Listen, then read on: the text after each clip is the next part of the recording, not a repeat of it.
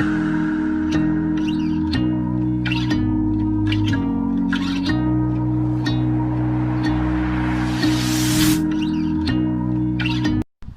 اللہ الرحمن الرحیم. السلام علیکم. Welcome to literature on line. آج کی ہماری جو پوئم ہے جو میں آج ٹرانسلیٹ کروں گی اور ایکسپلین کروں گی اس کا نام ہے لنڈن. ولیم بلیک نے یہ پوئم لکھی تھی لنڈن. 1794 میں یہ پوئم پبلش ہوئی تھی in his songs of innocence and of experience. لیکن یہ پوئم جو ہے باقاعدہ جو لکھی گئی ہے یہ سانگس آف ایکسپیرینس میں شامل ہوگی. ٹھیک ہے, جو بک تھی اس کا نام songs of innocence and of experience ہی تھا, لیکن یہ پوئم جو ہے یہ حصہ ہے سانگز آف ایکسپیرینس کا. ٹھیک ہے, یہ ایک ایسی پوئم ہے جس کی کوئی کورسپونڈنگ یا کمپینین پوئم نہیں لکھی گئی سانگز آف انوسینس میں. یہ ایک پوئم ہے جو صرف سانگز آف ایکسپیرینس میں ہی موجود ہے. ٹھیک ہے, اب بلیک کیونکہ خود لنڈن میں رہتا تھا تو وہ اس پوئم میں جو بھی صورتحال بیان کرے گا, what ever he is depicting and presenting in the poem the situation of London, وہ سارا کچھ وہ as a resident he explain کر رہا ہے. وہ اس کو اتنا ڈیٹیلڈ اور ڈیپتھ میں اس لیے جانتا ہے کیونکہ وہ وہاں پہ رہتا تھا. He was not a visitor their. ٹھیک ہے, کہ وہ اوپر سے جو چیزیں اسے نظر آ رہی تھیں اور وہ لکھتے. He was a resident so he right it in that way. ٹھیک ہے, اور یہ جو پوئم ہے یہ اس کی فیلنگس کو ایکسپریس کرتی ہے, ولیم بلیک کی فیلنگس کو ایکسپریس کرتی ہے کہ وہ کتنا زیادہ سیڈ ہو جاتا تھا اس چیزوں کو دیکھ کے کہ جو سچویشنز اور کنڈیشنز اب جو چینج ہو رہی ہیں ان اے نیگیٹو وے, وہ ان کو دیکھ کر اس کو کتنا زیادہ افسوس ہوتا ہے. ٹھیک ہے, کہ سوسائٹی کیا رنگ بدل رہی ہے, یہ کیا ہو رہا ہے ارد گرد, اس چیز کو دیکھ کر اسے افسوس ہوتا تھا. اچھا, اب یہ جو پوئم ہے کیونکہ یہ 1794 میں لکھی گئی ہے اور یہ 18th سینچری جو ہے اس کا اینڈ ہو رہا تھا. ٹھیک ہے, 18th سینچری میں انگلینڈ کے جو حالات تھے, اگر ہم ولیم بلیک کی پوئمز میں ہم جب یہ پڑھیں گے تو ہم یہ دو چیزیں سب سے زیادہ امپورٹنٹ ہیں, French revolution and industrial revolution, یہ دونوں آ رہی تھیں. جو اس کے سانگز آف ایکسپیرینس ہیں ولیم بلیک کے, وہ خاص طور پر انہی دو ریولوشنز کے جو امپیکٹ تھے ورلڈ پہ اس کو بیان کرتے ہیں. ٹھیک ہے, اب آپ کو پتہ ہونا چاہیے اس کے لیے کہ فرینچ ریولوشن کیا تھی اور کیوں تھی, اور انڈسٹریل ریولوشن کیا تھی اور ان دونوں کا امپیکٹ برٹن پہ کیسے ہوا. فرینچ ریولوشن نام سے ہی پتہ چل رہا ہے کہ فرانس میں سٹارٹ ہوئی ہے. ٹھیک ہے, تو یہ لنڈن میں, یورپ میں اس کا کس طرح سے وہ اثر پڑا ہے. ٹھیک ہے, برٹن میں فرینچ ریولوشن سٹارٹ ہوتی ہے 1789 کو اور اینڈ ہوتی ہے 1799 میں. شروع ہونے کی وجہ کیا ہے, ایک سوشل اور پولیٹیکل اپ ہیول سٹارٹ ہوتی ہے جو کہ جو پاورٹی اسٹرکن لوگ ہیں. ٹھیک ہے, جو آپ کی لوور کلاس ہوتی ہے, لوور کلاس اپنے رائٹس کے لیے پروٹیسٹ کرنا شروع کرتی ہیں کہ ہمیں ہمارا حق نہیں دیا جا رہا ہے, ہمارے ساتھ کرویلٹی کی جا رہی ہے, ہمارے ساتھ جو ہے وہ انجسٹس کیا جا رہا ہے. دے protested against the injustice and against the inequality. ٹھیک ہے, wide spread discontent with French مونارکی. اب دیکھیں مونارکی فرانس میں بھی تھی, مونارکی برٹن میں تو خیر ابھی تک چلی آ رہی ہے کہ وہاں پہ کنگ کوئین ہے. ٹھیک ہے, تو یہ جو مونارکی ہے یہ اور مڈل ایسٹ میں مونارکی ہے. ٹھیک ہے, against the wide spread discontent of مونارکی, French مونارکی کے اگینسٹ یہ پروٹیسٹ کرنا شروع کیا. ٹھیک ہے, پور اکنامک پالیسیز آف کنگ لوئی 16. ٹھیک ہے, جو کنگ لوئی 16 تھا اس کی جو پور اکنامک پالیسیز تھیں جو کہ اگینسٹ تھیں پور اسٹرکن لوگوں کے. ٹھیک ہے, جو غریب لوگ تھے ان کے حق میں کچھ کیا ہی نہیں جاتا تھا.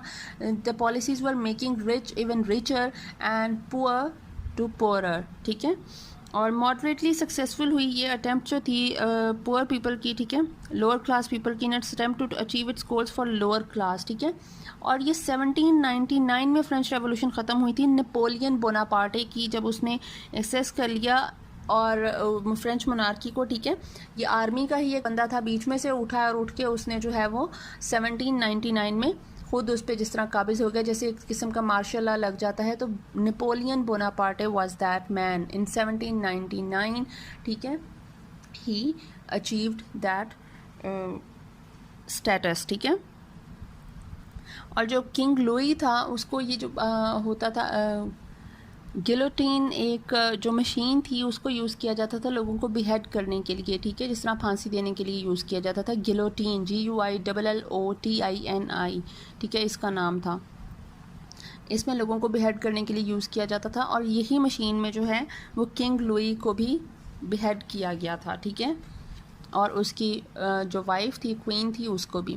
اب فرینچ ریولوشن کا امپیکٹ ورڈ پہ کیا آتا ہے, ٹھیک ہے. It lesson the importance of religion. لوگوں نے کہا کہ چرچ ہی سب کچھ نہیں ہے, ہماری اپنی بھی کوئی اوپینین ہونی چاہیے کہ چرچ کے پیچھے لگ کر ہم لوگ چرچ کو پالیٹکس سے دور رکھا جائے, ٹھیک ہے. مذہب ایک الگ چیز ہے اور پالیٹکس ایک الگ چیز ہے. اب کیونکہ وہاں پہ جو تھا وہ چرچ ہی کنٹرول کرتی تھی, چرچ واز دا پالیٹکس, ٹھیک ہے. تو انہوں نے کہا کہ دے پروٹیسٹڈ against the importance of religion, کہ لیسن کیا جائے ریلیجن کو, ٹھیک ہے. ریلیجن کا جو کنٹرول ہے, دے lesson the control of religion. Rise of modern nationalism, ٹھیک ہے, کہ آپ کو freedom of speech who, freedom of action ہو وہاں پہ. اسپریڈ آف لبرلزم, کہ لبرل ہونے چاہیے لوگ, اتنے زیادہ کنزرویٹو نہیں ہونا چاہیے. Feudalism was bread. فیوڈلزم جو تھا مطلب جو لینڈ لارڈز ہوتے ہیں ان کا کنٹرول ہوتا ہے, وہ لوگ جو آپ کے لیبر ہوتی ہے, جو کام کر رہے ہوتے ہیں, فارمرز ہوتے ہیں, ان کو ان کا حق نہیں دیتے, ان کی ویجز پوری نہیں ملتی ہیں. تو ان جو لیبرز اور لیبرل جو تھے اور جو فارمرز تھے انہوں نے بھی جو ہے وہ پروٹیسٹ کرنا شروع کر دیا. انہوں نے اتنا زیادہ مطلب یہ لوگ ان امیروں کو, لینڈ لارڈز کو, جو فیوڈل لارڈز تھے, جو کوئی جس طرح منسٹرز تھے, یہ جاتے تھے گروپس میں, اور گروپس میں جا کے ان کو ان کے گھروں سے لے آتے تھے. مطلب انہوں نے اتنا تہس نہس کیا تھا فرینچ ریولوشن میں کہ انہوں نے جس کروئلٹی کے خلاف انہوں نے یہ قدم اٹھایا تھا, انہوں نے وہ اس سے زیادہ کروئلٹی پھر شو کی تھی ان کے ساتھ وہ سلوک کر کے.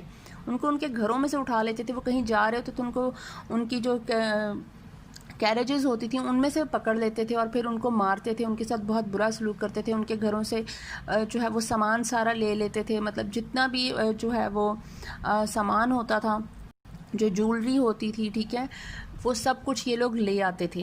تو انہوں نے بہت برا سلوک کیا تھا. تو یہ جو لوور کلاس پیپل تھے انہوں نے جب پروٹیسٹ کیا تھا, یہ فرینچ ریولوشن جب آئی ہے, یہ ریولوشنریز نے بہت زیادہ تہس نہس کیا تھا. دے ڈسٹرکٹڈ ایوری تھنگ, ٹھیک ہے. ٹک پولیٹیکل پاور فرام چرچ. یہ جو ریولوشنریز تھے دے ٹک پولیٹیکل پاور فرام چرچ. انہوں نے کہا کہ چرچ کو علیحدہ کر دو پالیٹکس سے, ٹھیک ہے. ابالشمنٹ آف سلیوری کے خلاف, کیونکہ یہ سلیوز تھے, سلیوز کے ساتھ بہت زیادہ انجسٹس کیا جاتا تھا, بہت زیادہ کروئلٹی دکھائی جاتی تھی. تو انہوں نے اپنی وہ سلیوری کا جو سارا سسٹم ہے وہ ختم کیا کہ ہم لوگ سلیوز نہیں ہیں, ہم بھی ہیومینٹی کا تھوڑا کہ ہمیں بھی انسانیت دکھاؤ, اگر تم لوگ انسان ہو تو ہم بھی انسان ہیں, اگر پین تم لوگوں کو ہوتا ہے تو پین ہمیں بھی ہوتا ہے, ٹھیک ہے. پھر ویمن رائٹس, وہاں سے بات شروع ہوتی ہے پھر ویمن رائٹس کی بھی, کہ رائٹس فار ویمن کے بارے میں بھی بات چیت ہونی شروع ہوئی. جب سلیوز نے اپنا حق کے لیے آواز اٹھائی تو عورتوں نے بھی اپنے حق کے لیے آواز اٹھانا شروع کی, ٹھیک ہے. اب اس میں اب اتنی ساری بات کے بعد آپ کو فرینچ ریولوشن کا سلوگن تو یاد آ گیا ہوگا کہ فرینچ ریولوشن جو ہے وہ فیمس ہی اپنے سلوگن کی وجہ سے تھی, لبرٹی, ایکوالٹی اینڈ فریٹرنیٹی, ٹھیک ہے.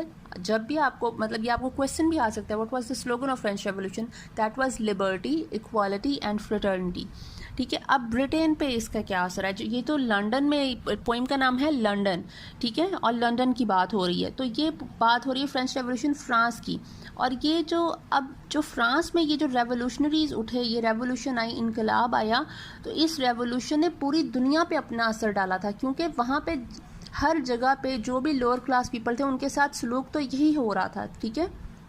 they were going through the same things, ٹھیک ہے. تو انہوں نے کہا جب ایک جگہ پہ اپنے حق کے لیے آواز اٹھائی جا رہی ہے, ٹھیک ہے, تو ہم لوگ کیوں نہیں کر سکتے, ہمیں بھی ایسا کرنا چاہیے. تو وہی چیزیں, یہی مونارکی ہی برٹین میں تھی, اور اس مونارکی ادھر ریولوشن کو دیکھ کے جو برٹن میں لوگ تھے ان لوگوں نے بھی اپنے لیے جو ہے وہ پروٹیسٹ کرنا شروع کیا. وہاں پہ بھی چھوٹے چھوٹے جو گروپس ہیں وہ بننا شروع ہوئے, اور جس طرح ریولوشنریز جو ہیں وہ چھوٹی بیسز بنتی ہیں, ٹھیک ہے, وہ اسی طرح سے بالکل یہاں پہ بھی کام ہونا شروع ہوا. سونے پہ سہاگا یہ ہو گیا کہ جو large number of political immigrants تھے فرانس کے, وہ برٹن میں شفٹ ہونا شروع ہو گئے, ٹھیک ہے. امیگرینٹ کا مطلب ہے کہ وہ آ رہے ہیں نا, ٹھیک ہے, امیگریشن کا جس طرح آپ ویزا لگواتے ہیں بالکل اسی طرح وہ برٹن میں آنا شروع ہو گئے. اور جب وہ برٹن میں آئیں گے تو برٹن میں بھی, کیونکہ وہ ریولوشنریز ہیں, وہ یہی کام کریں گے, وہ یہاں پہ بھی لوگوں کو انووک کریں گے کہ ٹھیک ہے تم لوگ پرووک کریں گے کہ تم لوگ یہ کرو وہ کرو, اور تم لوگوں کو یہ کرنا چاہیے. تو دیٹ واز فرینچ ریولوشن, اور دیٹس وائی اٹ امپیکٹڈ دا برٹن, ٹھیک ہے. لنڈن میں یہ ہوا. اب آتی ہے بات انڈسٹریل ریولوشن کی. ٹھیک ہے, پوئم لکھی گئی تھی 1794 میں, اور آپ دیکھیں فرینچ ریولوشن کا جو پیریڈ ہے وہ 1799 تک ہے. تو مطلب یہ اسی دوران یہ فرینچ ریولوشن ہو رہی تھی اور یہ سارا سینیریو چل رہا تھا. اب بات آتی ہے انڈسٹریل ریولوشن کی. انڈسٹریل ریولوشن جو ہے وہ 1760 سے 1840 تک کا پیریڈ ہے. 1760 میں تھوڑی شروع ہوئی تھی, لیکن 1780 میں اس نے ذرا زیادہ سے زیادہ نا, مطلب جس طرح ایک پش مل گیا تھا اس کو, اور یہ زیادہ جلدی کام ہونا شروع ہو گیا تھا. انڈسٹریل ریولوشن اپنے نام سے ہی پتہ چل رہا ہے کہ انڈسٹریز لگنا شروع ہو گئی تھی. وہ جو ایک مین میڈ, ہینڈ میڈ, ٹھیک ہے, ہوم میڈ چیزوں والا جو سین تھا وہ ختم ہو کر وہ مشینوں پہ آ گیا.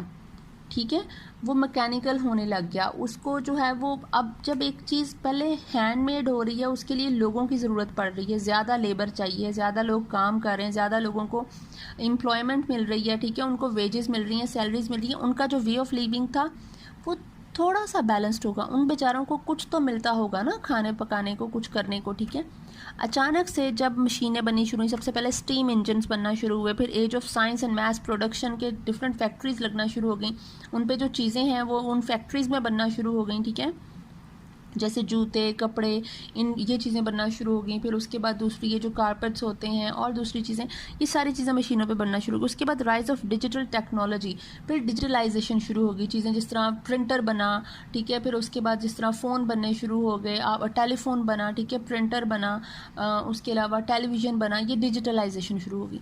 ہوا کیا ان ساری چیزوں سے کہ ان ساری چیزوں سے وہ جو لیبر تھی, وہ جو بیچارے فارمرز تھے, ٹھیک ہے, جو ویجز پہ ہوا, ڈیلی ویجز پہ ہوا کرتے تھے شاید, اور یا پھر منتھلی ویجز پہ ہوں گے, وہ جو بھی سارا سین تھا ان سب بیچاروں کو وہ ان امپلائڈ ہو گئے. ٹھیک ہے, اور جو بیچارے کام کر رہے تھے ان کے کام کرنے کی کنڈیشنز اتنی ورس ہو گئیں. کیونکہ دیکھیں اگر ہم پیچھے جاتے ہیں تو جب یہ چیزیں بننا شروع ہوئیں, جب ٹیکنالوجی کی انوینشن سٹارٹ ہوئی ہے, تو ہوا یہ کہ وہ بہت زیادہ بڑی چیزیں اور بہت زیادہ عجیب ہیبت ناک سی چیزیں ہوتی تھیں, بہت ہی ہاربل قسم کی مشینز ہوا کرتی تھیں. ٹھیک ہے, اب جو وہاں پہ جو کام کرنے والوں کی لیبر کی جو حالت تھی, ان کے جو ورکنگ آورز تھے وہ بہت زیادہ ہو گئے, اور ان کی جو ویجز تھیں وہ بہت کم ہو گئی. تو جو لیونگ کنڈیشن ہے وہ ورسن ہو گئی. ٹھیک ہے, وہ خراب ہو گئی, پہلے سے بھی زیادہ مزریبل ہو گئی. تو increase in the role of factories, یہ انڈسٹریل ریولوشن کی وجہ سے ہوا, جس کی جب فیکٹریز زیادہ ہوں گی تو پولوشن بھی زیادہ ہوگی. ٹھیک ہے, پھر چمنیز جو ہیں, یہ چمنی سویپر میں آپ دیکھیں گے کہ چمنیز لوگ جو ہیں وہ اپنے گھروں کو تھوڑا وارم کرنے کے لیے چمنیز ہوتی تھیں, اور چمنیز میں وہ کول جس طرح کرتے ہیں اور وہ سارا کچھ ہوتا تھا. مائیگرینٹ جو گاؤں سے لوگ, کیونکہ جو فارمنگ والا سین ہے وہ تھوڑا کم ہو گیا, اور لوگ جلدی شہروں کی طرف موو ہونا شروع ہو گئے. جس طرح ہمارے بھی ادھر جو ہے وہ اب یہی ہو رہا ہے کہ شہروں میں جگہ کم پڑتی جا رہی ہے. بلڈنگز میں چھوٹے ایریا میں گھر بن رہے ہیں, وہ چھوٹے فلیٹس کے اپارٹمنٹس, اور وہ ہائی رائز بلڈنگز ہو گئی ہیں, اسکائی اسکریپرز آ گئے ہیں کہ جی بس اوپر سے اوپر چاہتے جاؤ, کیونکہ جگہ کم ہے اور کم جگہ میں زیادہ لوگوں کو فیسیلیٹیٹ کرنا ہے. ٹھیک ہے, تو مائیگرینٹ سٹیز میں زیادہ ہو گئے. مزریبل لیونگ کنڈیشن بھی مزریبل ہو گئی, اور ورکنگ کنڈیشنز بھی مزریبل ہو گئی بہت زیادہ. ٹھیک ہے, اور چائلڈ لیبر سٹارٹ ہوگی. اب آرفنس بھی تھے, ابینڈنڈ کڈس بھی تھے. ٹھیک ہے, اور بہت سارے, تو چائلڈ لیبر کا بہت زیادہ سین ہو گیا. چائلڈ لیبر تو پہلے بھی ہوتی تھی, بچے کام فیلڈز میں جا کے کیا ہی کرتے تھے, لیکن یہ جو مشینوں کے ساتھ اور یہ جو چمنی سویپنگ کا کام ہوا شروع, اس میں یہ چھوٹے 5-4 سال کے باریک سے پتلے سے بچے جو ہوتے ہیں نا, ویک سے, ان کو یوز کیا جاتا تھا کہ وہ اوپر چڑھیں گے اور وہ ایزیلی اوپر چمنی میں جائیں گے, اور جا کر وہ جو سوٹ ہے اس کو سارا صاف کریں گے. تو بہت زیادہ, مطلب بچوں کے لیے بہت ہی زیادہ تکلیف دہ کام ہو گیا. لوگ بچوں کو گھروں میں کام کرواتے تھے, اور ان کو سونے کے لیے جگہ نہیں ملتی تھی, پہننے کے لیے کپڑے نہیں دیے جاتے تھے. ٹھیک ہے, سردی میں جوتے نہیں دیے جاتے تھے. تو وہ جو کنڈیشن ہے وہ بہت زیادہ خراب ہو گئی تھی. یہ چائلڈ لیبر کا بہت زیادہ سین ہو گیا تھا. ٹھیک ہے, تو پوئم اوور آل جو ہے وہ شو کرتی ہے یہ, اسی لیے کہ انڈسٹریل ریولوشن کا یہ جو چمنی سویپر ہو گیا, یہ لٹل بلیک بوائے, یہ ساری چیزیں آپ کو وہ چائلڈ لیبر کے بارے میں ولیم بلیک نے لکھا ہے, جو ہم نیکسٹ پوئمس میں انشاءاللہ ڈسکس کریں گے. تو فی الحال ہم کریں لنڈن. تو لنڈن پوئم شو کرتی ہے that London is chord with darkness, ٹیررز and میزریز. And this poem shows the negative picture of London, کہ لنڈن کا پہلے وہ جو city of reaches and city of lights, آپ جو بھی کہتے ہیں اسے, وہ تھا. اب وہ further more it is not that city of London. ٹھیک ہے, اب یہ چینج ہو گیا. Now it is the city of ٹیررز and میزریز and darkness. ٹھیک ہے. تو لٹریری ٹیکنیکس جو ہیں وہ اس میں یوز ہوئی ہیں. اسٹرکچر اس کا جو ہے پہلے بات کرتے ہیں. اسٹرکچر اس کے 4 کوارٹرینز ہیں. ٹھیک ہے, وہ 4 کوارٹرینز ایسے ہیں کہ اس کی کوارٹرین کا مطلب ہوتا ہے کہ 4 لائنیں. ٹھیک ہے, 4 لائنیں ہیں. ایک اسٹینزا کی 4 لائنیں, 4 ہی اسٹینزا ہیں اور چاروں اسٹینزا کی 4 لائنیں ہیں, مطلب 16 لائنز ٹوٹل ہیں. اور اس کی جو رائم اسکیم ہے وہ ہے اے B C D C D. ٹھیک ہے, آلٹرنیٹ رائم اسکیم اسے کہیں گے, اے B C D C D. جیسے street and meat is a, flow and وہ be, main and fair, main and been C, and fair and here D. اسی طرح cry and سائے ای, اپالس and walls F, here and tear G, Chris and ہرس H. ٹھیک ہے, دس از the alternate rhyme scheme, a B C D E F G H. ٹھیک ہے, 4 کوارٹرینس ہیں اس کے. اب اس کے پھر ایلیٹریشن ہے. ایلیٹریشن کہتے ہیں کہ 2 کانسوننٹ جو ہیں وہ سیم ساؤنڈ کے وہ یوز کیے جائیں آگے پیچھے. ٹھیک ہے, تو جس طرح ویکنیس اینڈ وہ, marks of weakness and marks of وہ. ٹھیک ہے, یہ ایلیٹریشن کی اس کی ایگزامپل ہے. ٹھیک ہے, اس کے بعد آپ کے پاس آ جاتا ہے آکسیمورون. آکسیمورون اس میں یوز ہوا ہے میرج اینڈ ہرس, مطلب میرج جو ہے وہ یونین ہے, ایک ری برتھ ہے, ری جنریشن آف لائف ہے. ٹھیک ہے, اور ہرس از یوز فار کافن اور ڈیتھ. ٹھیک ہے, تو it means that life and death انہوں نے میرج اور ہرس, اس لیے یہ آکسیمورون ہے کہ اپوزٹ چیزوں کو یوز کیا گیا. ریپیٹیشن اس نے چارٹرڈ لفظ 2 بار یوز کیا ہے. ٹھیک ہے, مارکس لفظ 2 بار یوز کیا ہے, کرائے یوز کیا ہے. یہ اس کی ریپیٹیشن کو شو کر رہی ہیں. اور جو یہ ریپیٹیشن ہے ان ایوری یہ بھی ریپیٹیشن ہے اس کی. ٹھیک ہے, یہ ریپیٹیشن اس کی شو کر رہی ہے کہ یہ اس وقت کتنا زیادہ خود شاکڈ رہ گیا اور یہ کتنا زیادہ اس وقت پریشان ہے وہ سیم کنڈیشن دیکھ کر. ٹھیک ہے, تو اب ہم سٹارٹ کرتے ہیں اس کی پوئم کی ٹرانسلیشن.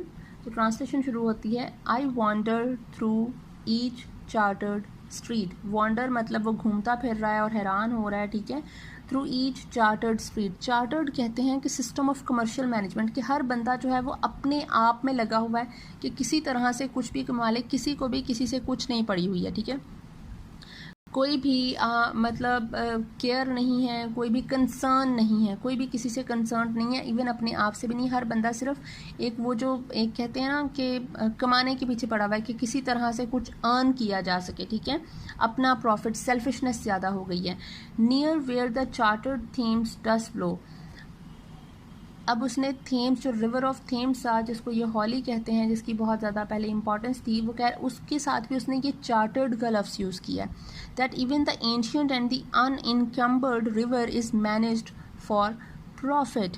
ٹھیک ہے, کہ تھیمز ریورز کو بھی انہوں نے نہیں بخشا اور یہ اس سے بھی پیسے وصول کر رہے ہیں, پیسے حاصل کر رہے ہیں, اس کو بھی یوز کر رہے ہیں اپنے مقصد کے لیے. ٹھیک ہے, they are using river themes for their own benefits. وہ کس طرح سے ریور تھیمس کو یوز کر رہے ہیں؟ Waste disposal of all the factories کہاں جاتا تھا؟ تھیمس میں جاتا تھا. ٹھیک ہے, جو مشینز جو ہیں ان کو کول ڈاؤن کرنے کے لیے, جیسے مشینز جب زیادہ جلدی کام کریں, ساری فیکٹریز اس کے ارد گرد لگا دی گئی ہیں. ٹھیک ہے, مشین جب زیادہ گرم ہو جاتی ہے تو اس کو کول ڈاؤن کرنے کے لیے تھیمس کے ٹھنڈا پانی کو یوز کیا جاتا تھا, اور وہ جو اس کا وہ جو گندا اور جو ویسٹیج ہوتا تھا اور جو گرم پانی ہوتا تھا, جو بھی کول ٹار جو بھی ہوتا تھا, وہ سارا کچھ تھیمس میں گرا دیا جاتا تھا. وہاں پہ لوگ فش فارمنگ بھی کر رہے ہیں. ٹھیک ہے, اپنے بینیفٹس کے لیے, پروفٹ کے لیے. انڈسٹریل یوز کے لیے تھیمس یوز ہو رہا ہے. ٹھیک ہے, پاور اسٹیشنز وہاں پہ بن رہے ہیں, بجلی پروڈیوس ہونی شروع ہو گئی ہے وہاں پہ. وہ کہہ رہا ہے کہ میں اس جو چارٹرڈ اسٹریٹس ہیں, مطلب اس میں سیلفشنس زیادہ ہو گئی ہے, انکنسرنڈ قسم کے جو لوگ ہیں, میں ان گلیوں میں پھرتا رہا ہوں جہاں پہ ریور تھیمس جو ہے وہ بہہ رہا ہے, جو کہ ریور تھیمس بھی ان لوگوں کے مقصد کے لیے یوز ہو رہا ہے. ٹھیک ہے, near where the chartered themes does flu, جہاں پہ وہ بہتا ہے ان گلیوں کے قریب میں جا رہا ہوں. And mark in every face I meat, اور میں جس سے بھی مطلب جو بھی شخص مجھے نظر آ رہا ہے, جس کو بھی میں دیکھ رہا ہوں, اس کے چہرے پہ مجھے کچھ چیزیں, نشانیاں جو ہیں وہ نشاندہی کر رہی ہیں, کچھ چیزیں نظر آ رہی ہیں. مارکس آف ویکنیس, مطلب ان کے چہروں سے ویکنیس, کمزوری نظر آ رہی ہے. اینڈ مارکس آف وہ, اور ان کے چہروں سے ہی ان کی جو غمزدگی ہے, جو ایک سیڈنس ہے, ایک گلومینس ہے, وہ واضح ہو رہی ہے. ٹھیک ہے, ان کے چہروں میں وہ غم ہے, وہ ہے. ٹھیک ہے, ان ایوری کرائی of every man in every infants کرائی آف فیئر. وہ کہہ رہا ہے کہ جو بھی شخص ہیں ان ایوری کرائی آف ایوری مین مطلب جو لوگ جو ہیں وہ آہیں بھر رہے ہیں, سسکیاں لے رہے ہیں, کوئی درد تکلیف کی وجہ سے, کسی پین کی وجہ سے, بیماری کی وجہ سے جو ہے وہ کرائی ہوگی, کسی کی جو ہے وہ پاورٹی کی وجہ سے کرائی ہوگی, کسی کی بالکل نیئر ڈیتھ ایکسپیرینس اس کا جو ہے وہ ہو رہا ہوگا, ٹھیک ہے, اس کی وجہ سے اس کی جو کرائی ہوگی. ان ایوری کرائی آف ایوری مین, جو انسانوں کی جو بھی آوازیں آ رہی ہیں, مطلب لوگ جو ہیں وہ رہ نہیں رہے ہیں, بول نہیں رہے ہیں, they are crying.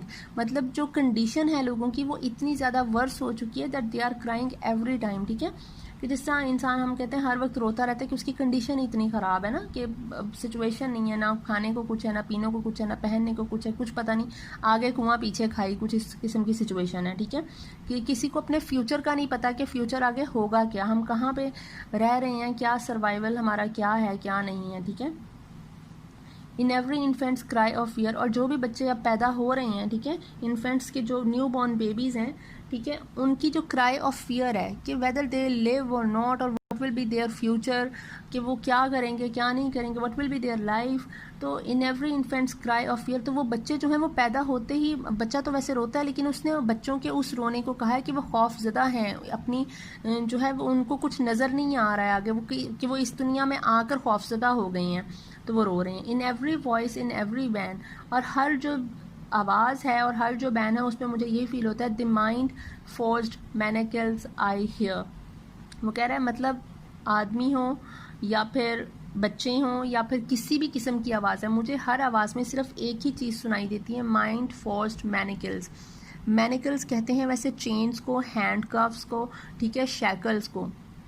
Mind forced کا مطلب ہے کہ آپ پہ ریسٹرینٹس جو لگی ہوئی ہیں نا, میں ان آوازوں میں صرف یہی دیکھ رہا ہوں کہ ان کو کس طرح سے کنفائنڈ کر دیا گیا ہے, ریسٹرینٹ کر دیا گیا ہے, ان پہ کس طرح سے پابندیاں لگا دی گئی ہیں, دے آر ریسٹرکٹیڈ, ٹھیک ہے. ایک آپ سمجھ لیں کہ ایک جیل میں قید لوگ ہیں یہ, اور اس نے انہیں مائنڈ فورسڈ اس لیے کہا ہے کیونکہ یہ بھی اپنے ذہن میں قید ہیں, دے آر مینٹلی کنفائنڈ, ٹھیک ہے. صرف ایسا نہیں ہے کہ وہ سٹی میں کنفائنڈ ہو گئے ہیں, وہ مینٹلی کنفائنڈ ہیں, ٹھیک ہے, جس طرح ایک کافن میں بند ہو جاتے ہیں, دے آر فیسنگ ڈیتھ, ٹھیک ہے, کہ جو ان کے جو لوگوں کو نظر نہیں آ رہا ہے. اب آگے وہ اس بات کو کلیئر کرے گا اس نے مائنڈ فورسڈ مینیکلز کیوں کہا ہے. ہاؤ دا چمنی سویپرز کرائی. چمنی سویپرز جو بچے ہیں وہ چھوٹے چھوٹے سے بچے, 4-5 سال کے بچے کو جب آپ چمنی صاف کرنے کے لیے وہ سارا دن اس میں رہے گا, نیچے آپ نے آگ جلائی ہوئی ہے, اس کی کنڈیشن مطلب آپ سوچیں, اور ان کے پاؤں کے نیچے وہ کچھ کانٹے ٹائپ سے وہ لگا دیے جاتے تھے کہ وہ ان کی آنکھ نہ لگ جائے, کچھ اس طرح کا سین نہ ہو جائے, مطلب وہ بہت بہت بری کنڈیشن تھی, ٹھیک ہے, بہت مطلب مجھے تو وہ پوئمس پڑھ کر کچھ ہوتا ہے, اور ان کی جب وہ سمری پڑھ رہے ہوتے ہیں تو دل کو کچھ ہوتا ہے کہ کیا کنڈیشن ہوگی ان بچوں کی. ہاؤ دا چمنی سویپرز کرائی, وہ بچے کس طرح سے روتے ہوں گے, ان کو کتنی پین ہوتی ہوگی. Every بلیکننگ church اپالز. اب بلیکننگ چرچ کیوں کہا ہے اس نے. بلیکننگ چرچ کا مطلب ہے کہ یہ چرچ جو ہے, چرچ اور پوپ اور فادر جو ہمارا ریلیجن ہے, وہ سب سے بڑی چیز جو ہمیں سکھاتا ہے دیٹ از چیریٹی. اور چیریٹی کا سب سے زیادہ حقدار کون ہے؟ دی right full person for charity are the kids, children, ٹھیک ہے. اور انہی چھوٹے چھوٹے بچوں کو آپ جو بظاہر آپ وہ لے کر گئے ہو, ان کو سینٹ پال کیتھیڈرل میں آپ وہ چیریٹی انسٹیٹیوشنز کے بچوں کو لے کر جا کر وہ ان سے سنگ کروا رہے ہو, اور یہاں پر یہ 4-5 سال کے بچوں کو آپ لوگ جو ہے وہ چمنی صاف کروا رہے ہو, اور ان سے کام کروا رہے ہو, ان کو سونے کے لیے جگہ نہیں دے رہے, پہننے کے لیے کپڑے نہیں دے رہے ہو, ٹھیک ہے, جوتے نہیں دے رہے ہو. تو تم لوگوں کی جو چرچ ہے نا, اس چرچ کا رنگ بیسیکلی وہ جن چمنیز کو صاف کرنے کے لیے وہ وہاں بیٹھتے ہیں, ان چمنیز کے کول سے, اور اس سوٹ کوئلے کو کہتے ہیں, ٹھیک ہے, وہ جو بلیک کلر کا ہوتا ہے, تو اس کول اور سوٹ سے ان چرچ کا رنگ بھی کالا ہو چکا ہے, یہ داغدار ہو چکی ہیں, اور اب یہ خوفزدہ کریں. They are horrifying. These church are not a place of prayer but these church has become a place of terror, ٹھیک ہے. یہ ہاریبل بن چکی ہیں, خوفناک اور وحشتناک قسم کی جو ہے وہ پلیس بن چکی ہیں. یہ بلیکننگ اس سوٹ اور کول سے جس کو چمنی سویپرز, وہ بچے, وہ چمنیز کے جو چمنی سویپرز ہیں, جو بچے ہیں, ٹھیک ہے, وہ اس کول کی وجہ سے. And the ہیپلیس soldier Sai runs in blood down palace walls and the hapless کہتے ہیں unfortunate کو. یہ جو unfortunate soldiers ہیں سائی آہ بھرتے ہیں, سسکی بھرتے ہیں, runs in blood down palace walls. یہ جو soldiers ہیں مطلب پیلس والز کہ وہ جو محل میں لوگ ہیں, جو منارکی ہیں ہماری, وہ جو مناکس ہیں, وہ لوگ تو اپنے محلوں میں بیٹھے ہیں, سکون سے کھا پی رہے ہیں, عیاشی کی زندگی گزار رہے ہیں, ٹھیک ہے, لگژریس لائف انجوائے کر رہے ہیں. انہوں نے آرڈر دے دینا ہے, وہ چاہے وہ اپنی پرسنل ریزن کی وجہ سے ہو, یا کوئی ٹیریٹوریل پرابلم ہو, یا کوئی پولیٹیکل پرابلم ہو, یا کوئی ریلیجیس پرابلم ہو. انہوں نے کسی بھی وجہ سے ان کو کوئی پرابلم ہوگا, انہوں نے آرڈر دے دینا کہ سولجر جا کے اب لڑ کر آئیں گے. دیر will be a war, civil war اور اینی وار, ٹھیک ہے, وار ہوگی. سولجرز بیچارے جا کے وہاں پر اپنی زندگی سیکریفائز کریں گے. وہ کہہ رہا ہے کہ یہ جو پیلس والز ہیں یہ ان سولجرز کے بلڈ سے بھر چکی ہیں, runs in blood. In palace walls میں جیسے وہ بنی ہوئی ہیں, وہ جو دیواریں بنی ہوئی ہیں وہ اینٹوں کی نہیں بلکہ ان کے خون سے اب وہ کورڈ ہو چکی ہیں, ٹھیک ہے, کلرڈ ہو چکی ہیں. They are coloured in their blood, the blood of soldiers, ٹھیک ہے. اور وہ کہہ رہے ہیں اب وہ جو مائنڈ فورسڈ مینیکلز اس نے کہا تھا وہ ان چمنی سویپرز اور ان سولجرز کے بارے میں کہا تھا کہ یہ جو ہمارے وکٹمز ہیں, یہ بچے یا یہ سولجرز ہمیں بظاہر نظر ہی نہیں آتے ہیں, یہ ان دیکھے ہیں, ان کو خود بھی نہیں پتا کہ ان کی کوئی آئیڈینٹی ہے. دے ہیو بیکم آئیڈینٹی لیس, ان کی کوئی آئیڈینٹی نہیں رہے گی, ان آئیڈینٹیفائڈ ہیں, ٹھیک ہے وہ. اور جو ہمارے اپریسرز ہیں, جو کلپریٹس ہیں, وہ ہیں یہ چرچ اور یہ مناکس, ٹھیک ہے. یہ بھی ہمیں نظر نہیں آتے ہیں, نہ ہمیں کبھی کوئی آلہ جو ہے وہ آفیشیل چرچ کا نظر آتا ہے, نہ ہمیں کوئی اور نظر آتا ہے. ہمارے سامنے صرف یہ جو دو ایک انسٹیٹیوشنز ہیں جو ہمیں نظر آتے ہیں, وہ نظر آتا ہے چرچ اور پیلس. نہ ہمیں کوئی ان کے اندر بیٹھے ہوئے آفیشلز, نہ مونارکس نظر آتے ہیں, نہ ہم ان کو دیکھ سکتے ہیں سولجرز کو اور چلڈرن کو, ٹھیک ہے. تو یہ جو ہے یہ جو مائنڈ فورسڈ مینیکلز ہیں یہ ان کے اپنے, تو اگر ہمیں انہیں دیکھنا ہے, ہمیں ان کے دماغ میں ان کو مینٹلی جو ہے وہ ہمیں ان چیزوں سے باہر نکل آنا ہے, ان شیکل سے. We have to take them out of those shackles, ٹھیک ہے, آؤٹ آف دوز مینیکلز, ٹھیک ہے. ان کو جو مینٹلی وہ جس میں کنفائنڈ ہے ان کو باہر لے کر آنا ہے کہ یہ انسٹیٹیوشنز کے خلاف ہم لڑ سکتے ہیں, ٹھیک ہے. یہ انسٹیٹیوشنز ہیں, ان کے اندر بھی ہم جیسے ہی انسان بیٹھے ہیں. یہ جو آفیشلز ہیں they are human being, the مناکس are human being, we are also humans. تو ہم ان کے اگینسٹ لڑ سکتے ہیں, ٹھیک ہے. پھر وہ آگے کہہ رہا ہے but most through mid night streets I hair. وہ کہہ رہا ہے لیکن موسٹلی جب آدھی رات ہوتی ہے تو مجھے, جب میں سڑکوں سے کہیں سے گزرتا ہوں, گلیوں سے, تو میں کیا سنتا ہوں, ہاؤ دا یوتھفل ہارلیٹس کرس. ہارلٹ کہتے ہیں ایک 18th سینچری کا, ویسے یہ ایک پلے بھی بنا ہے ابھی ریسنٹلی, تو یہ 18th سینچری پہ بیس کرتا ہے. یہ جو براثل اونرز تھیں دو, ایک براثل اونر ہے, اس کی 2 بیٹیاں تھیں, ٹھیک ہے. اس کے کمپٹیشن میں ایک اور براثل اونر آ جاتی ہے. اب ان دونوں کا کمپٹیشن چلتا ہے اور یہ ایک دوسرے کو قرض کرتی رہتی ہیں اپنے بزنس کے لیے کہ میرا بزنس زیادہ ہو رہا تمہاری وجہ سے, تمہارا بزنس نہیں زیادہ ہو رہا میری وجہ سے. تو یہ وائس ورسا چلتا رہتا ہے کہ یہ جو یوتھفل ہارلٹس ہیں وہ ایک دوسرے کو قرض کرتی ہیں, ٹھیک ہے. اور کس طرح سے یہ جو ہارلٹس ہیں یہ مطلب جو میرٹل لائفز ہوتی ہیں ان کو خراب کرتی ہیں, اور ان کی اپنی لائف کتنی زیادہ مزریبل ہوتی ہے, ٹھیک ہے. تو but most through mid night streets I hair how the یوتھفل ہارلٹس Chris blast the new born infants tier. اور جو نیو بورن جو انفینٹ ہوتا ہے, جو بچہ, اب یہ ان براثلس میں جو کوئی بچے پیدا ہوتے ہیں تو ان کی کیا لائف ہے, بلاسٹ دی ان نیو بورن انفینٹس ٹیئر, ٹھیک ہے. وہ جو بچہ روتا ہے, وہ کہہ رہا ہے وہ بچہ جو رو رہا ہے نا, وہ اپنی جو زندگی ہے وہ جہاں پہ ابھی وہ پیدا ہوا ہے, ٹھیک ہے, وہ اپنی اس پاورٹی کی وجہ سے, اور وہ جو جتنی اس کی لائف ابھی بننے والی ہے بری اور مزریبل بننے والی ہے, ٹھیک ہے, وہ اس کی وجہ سے وہ بچہ رو رہا ہے. اور وہ جو ہارلٹ ہے وہ بھی اس کے لیے اس بچے کو بھی قرض کرے گی, ٹھیک ہے. اینڈ بلائٹس ود پلیگس دا میرج ہرس. اور بلائٹ کا مطلب ہوتا ہے کہ آپ, بلائٹ ویسے کہتے ہیں کوئی چیز جو پوائزنس کر دے یا اسپوائل کر دے کسی چیز کو, ٹھیک ہے, وتھ پلیگس. اب یہ جو وہ کہہ رہا ہے کہ یہ جو براثل اونرز ہیں, ٹھیک ہے, یہ جتنے بھی براثلز ہیں, جو اسکارٹس ہوتی ہیں, کال گرلز ہوتی ہیں, یہ والی جو ہیں یہ ایک دوسرے کو بھی قرض کر رہی ہیں. پھر ان کے ہاں اگر بچے پیدا ہوتے ہیں تو وہ ان کی لائف بھی بہت زیادہ خراب ہوتی ہے, اور ان بچوں کی لائف خراب ہونے کے ساتھ ان جو اسکارٹس ہوتے ہیں ان کی لائف بھی بہت زیادہ. اور وہ بس کسی نہ کسی چیز کو اپنی اس جو اسٹیٹس ہوتا ہے اس کے لیے وہ ایک دوسرے کو قرض کرتے ہیں, بس کسی نہ کسی چیز کو لیم ایکسکیوزز دیتے رہتے ہیں. اینڈ بلائٹس ود پلیگس دا میرج ہرس. اور اسی طرح یہ جو آپ کی شادی ہے میرج آپ کو کہیں گے کہ ری یونین، ٹھیک ہے، کہ ایک ری جنریشن، ایک نئی لائف پیدا ہوتی ہے جب شادی ہوتی ہے، ٹھیک ہے، تو اس کے لیے چلڈرن، لائف، یونین، ٹھیک ہے، ری جنریشن، میرج اس کو کرتی ہے. ہرس کہتے ہیں کافن کو.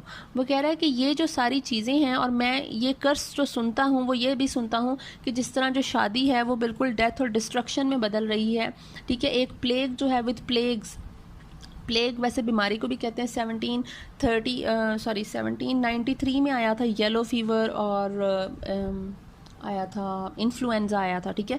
انفلوئنزا اور یلو فیور 1793 میں آیا تھا، اور اس نے 1794 میں یہ بات کی. And بلائٹس with plague the marriage ہرس، اس میں وہ بھی اس نے ایک تھوڑا سا پلیگ کا لفظ اس لیے بھی یوز کیا کہ اس وقت وہ سین سارا چل رہا تھا تھوڑا بہت پلیگ کا، ٹھیک ہے. And بلائٹس with plague the marriage ہرس، کی ایک شادی شدہ زندگی جو ہے وہ ایک ڈیتھ اور ڈسٹرکشن کا ایک وہ بن چکی ہے، کہ شادی میں بھی جہاں پہ شادی سکون کے لیے کی جاتی ہے وہاں پہ اب میرج بھی سورس آف کنٹینٹمنٹ نہیں رہی ہے، وہ بھی سورس آف ڈسٹرکشن ہی بن گئی ہے، وہ بھی سورس آف ڈیزیز بن گئی ہے، ٹھیک ہے. ہر بندہ باہر سے کوئی نہ کوئی بیماری ہی لے کر آئے گا، اور مطلب سکنس ہوگی اور ڈیزیز ہوگی، ٹھیک ہے. تو یہ سارا کچھ آئی ہوپ آپ کو سمجھ آ گئی ہوگی. Thank you so much.